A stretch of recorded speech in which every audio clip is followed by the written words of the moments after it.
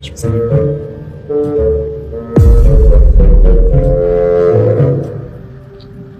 Guys, मुझे नहीं पता था कि तुम लोगों में ऐसा कुछ रिचुअल होता है। हाँ, प्रे तो करना चाहिए। हम हमेशा खाने से पहले अल्लाह ताला से प्रे करते हैं। यस, रिचुअल नहीं स्पिरिचुअल।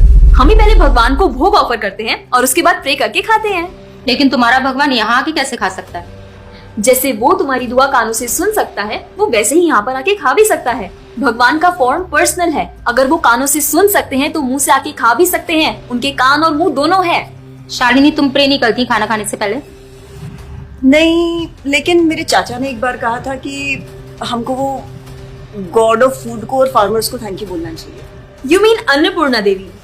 और गॉड ऑफ फूड। यस, हमें उन्हें थैंक करना चाहिए और साथ में फार्मर्स को भी। But I believe in watering the roots. देखो, हम हमेशा क्रिएशन को तो अप्रिशिएट करते ही हैं, लेकिन हम क्रिएटर को ना अप्रिशिएट करना भूल जाते हैं। अभी सोचो, पानी ना हो, हवा ना हो, उपजाऊ मिट्टी या धरती माँ ना हो, तो फार्मर क्या कर लेगा? So I believe that we should be thanking the Creator, the Lord, who is providing us with all the basic necessities. Point. अब तुम किस किस को थैंक करेगा? वैसे भी तुम्हारे 33 करोड़ तो देवी देवता है। बताओ, किस किस को थैंक करेगा तुम? और शांति, तुम बताओ, तुम किस गॉड को मानता है?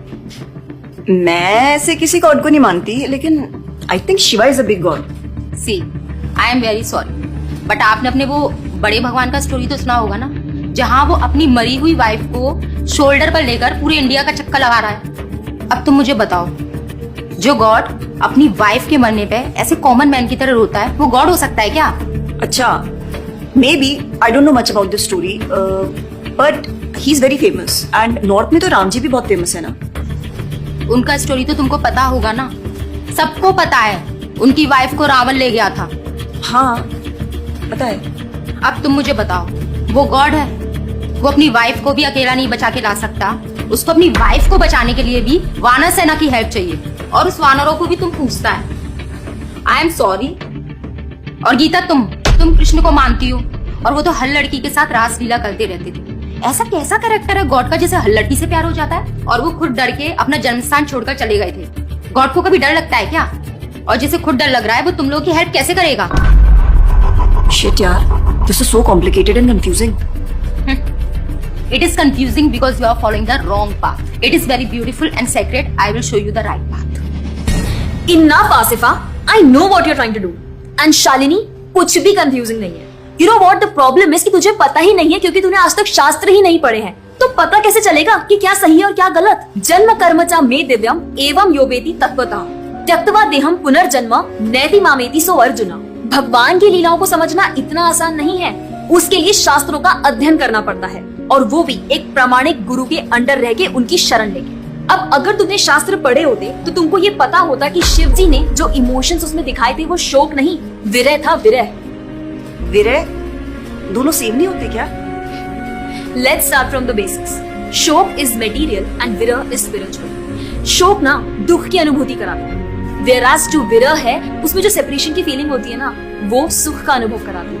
भगवान भगवत गीता में ना शोक करने वाले व्यक्ति को मूर्ख बताते हैं। गतासुम अगतासुमश्च नानुशोचन्ति पंडिता।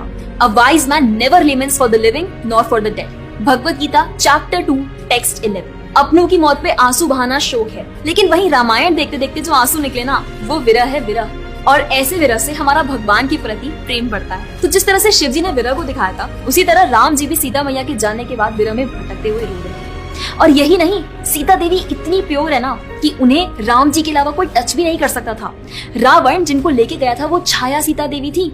असली सीता देवी तो अग्नि में समा गई थी, और वो अग्नि परीक्षा के वक्त बाहर आई थी। और आसिफा, तू क्या बोल रही थी? भगवान राम को अपनी पत्नी को बचाने के लिए वानरों की मदद लेनी पड़ी थी। I mean, God is all powerful, right? हाँ, आई मीन वो अकेले भी तो मार सकते थे ना। यार शालिनी, अगर तूने कभी रामायण पढ़ी होती तो तुझे पता होता, जब खर और दूषण आए थे अपने 15,000 ऐसे दानवों के साथ जो इंसान को खा जाते थे, उन सब के साथ राम जी ने अकेले बिना किसी की हेल्प के उन सबके चिथड़े उड़ा दिए थे। अब ऐसे राम के लिए रावण को मारना मुश्किल है क्या? हाँ, लेकिन बाद में वानरों की हेल्प क्यों ली? उनको अपनी सेवा में लगाने के लिए, उनकी ग्लोरीज बढ़ाने के लिए। अरे उन्होंने तो एक छोटी सी गिलहरी तक को अपनी सेवा में लगा लिया था। What? कभी पढ़ा हो तो पता हो ना। खैर, और हम हनुमान जी की पूजा इसीलिए करते हैं क्योंकि भगवान तक पहुंचने का रास्ता उनके भक्तों की सेवा है। जब भगवान देखते हैं कि मेरे भक्तों का गुणगान हो रहा है या कोई सेवा कर रहा है तो वो बहुत खुश होते हैं। जैसे मैं तेरी मॉम के सामने अगर तेरी तारीफ करूं तो वो खुश होती है ना। पॉइंट।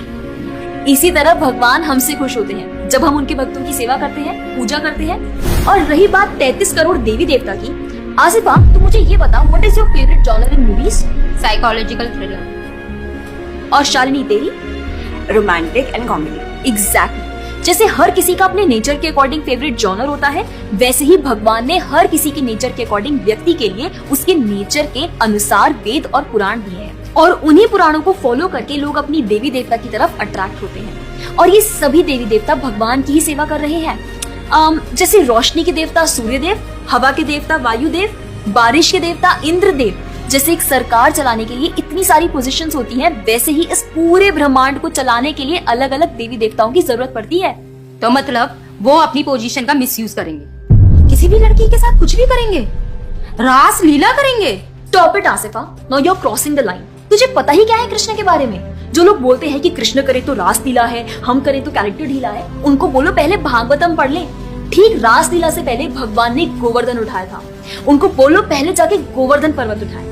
पैदा होते ही पूतना को मारा था, बच्चे से एक मच्छर नहीं मारा जाता। When he was crawling, मुख में ब्रह्मांड दिखा दिया था। तू अपने मुंह में अपना ये हॉस्टल ही दिखा दे आसिफा। क्या तुम जानते हो द्वारका में भगवान श्री कृष्ण की 16,108 रानियां थी और सबके अलग अलग महल थे और हर एक महल में श्री कृष्ण सबके साथ होते थे एक ही समय पर। रोज सारी रानियां कृष्ण से खुश थी और उन सब की जरूरतें कृष्णा पूरी करते थे। क्या किसी नॉर्मल से इंसान के लिए ये सब संभव है? आज के टाइम पे तो एक ही नहीं संभलती, लेकिन उस टाइम सारी रानियां एक दूसरे के साथ खुश थीं और उन्हें खुश कृष्ण रखते थे। क्यों? क्योंकि वो भगवान है। और रही बात ब्रज की गोपियों के साथ रास लीला करने की, तो इतना जान लो कि रास लीला के टाइम पर करोड़ों गोपियां थी और कृष्ण पूरे टाइम हर एक गोपी के साथ मौजूद थे और उनके साथ डांस कर रहे थे एक टाइम पे करोड़ों गोपियों के साथ। ये सब बहुत डीप लीला है और ये सब तभी पता चलेगी जब साधुओं के संग में रह के शास्त्रों को पढ़ा जाएगा। हवा में तीर चलाने से या सुनी सुनाई बातों पर यकीन करने से कुछ नहीं होने वाला। और रही बात अपने भक्तों को बचाने की, तो भगवान ने तो अपने भक्त परीक्षित महाराज को गर्भ में बचाया। 5 साल के प्रहलाद महाराज के लिए नरसिंह अवतार लेकर आए और उनको बचाया। यहाँ तक कि वो अपने गुरुदेव सांदीपनी मुनि के बेटे को मरने के बाद वापस लाए और उनको जिंदा किया। आई एम रियली इम्प्रेस्ड यार। हिंदू होते हुए भी मुझे फैक्ट्स पता ही नहीं थे। मेरे पेरेंट्स ने मुझे कभी इन सब चीजों के बारे में बताया ही नहीं। हाँ, पेरेंट्स की तो गलती है, लेकिन हम भी तो वही कर रहे हैं जो उन्होंने किया। We are not learning about our culture, not reading Ramayan, Mahabharat और भगवत गीता। आजकल तो ये सब कुछ रीड करना बहुत इजी भी है यार। Everything is available on our phones, and the problem is that we don't want to learn। और इसीलिए हमें कोई कुछ भी बोलता है और हम उसे मान लेते हैं और अपने बिलीफ को चेंज करने के लिए रेडी हो जाते हैं। एक्चुअली में पता है, किसी का हार्ट ट्रांसफॉर्म करना है तो प्यार से करो, ज्ञान से करो, पैसे और तलवार से नहीं। और अब बारी आपकी है। अगर आप भी चाहते हैं कि कोई एड़ा गेड़ा नत्थु गेड़ा अगर आपको कुछ भी ना बोल जाए, आपका बेवकूफ ना बनाए, तो जाइए और अपने कल्चर के बारे में जानिए, ग्रंथ पढ़िए और अपने बच्चों को भी पढ़ाइए। जाकर इस वीडियो को जितना हो सके उतना शेयर करिए ताकि कोई और लड़का या लड़की इस केरला स्टोरी का शिकार ना बने। और हाँ, इस वीडियो को लाइक करें और भक्ति टुडे चैनल को सब्सक्राइब करें।